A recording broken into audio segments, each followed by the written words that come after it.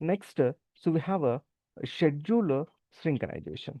We have a warehouse schedule, and the schedule job should be named warehouse sync schedule job. Got it. So now you can go to the developer console, and we already have one class that is a warehouse schedule. See here, warehouse schedule. Right. I already prepared the code. I'm copy pasting the code. See, this is the code. Click on save. No errors. Right. So now come here. See, this class must be global. Class must be global to be scheduled to be scheduled from the user interface or other namespaces.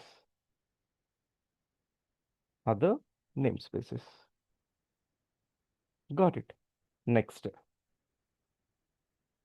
this method this method is automatically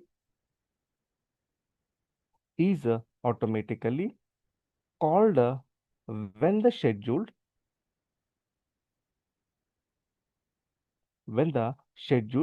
job runs. When the scheduled job runs. Clear?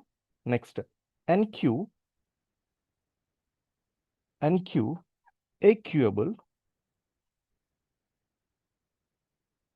NQ a queuable job which performs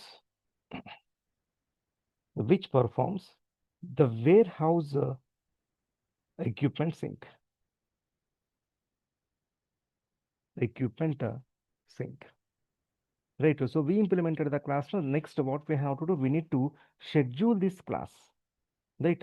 So what was the scheduled class name? See here, warehouse sync scheduled job. Copy. Now you can go here under the quick find box.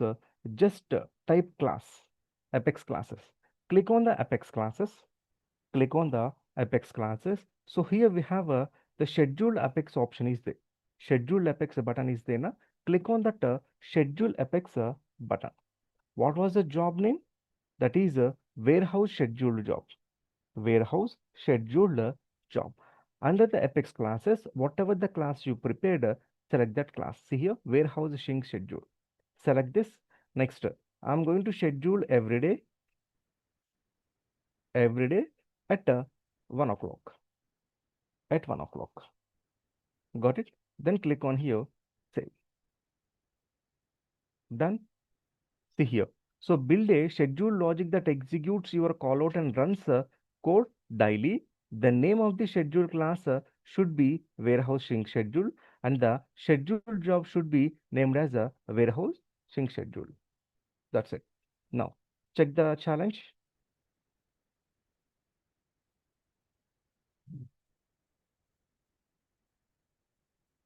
Done.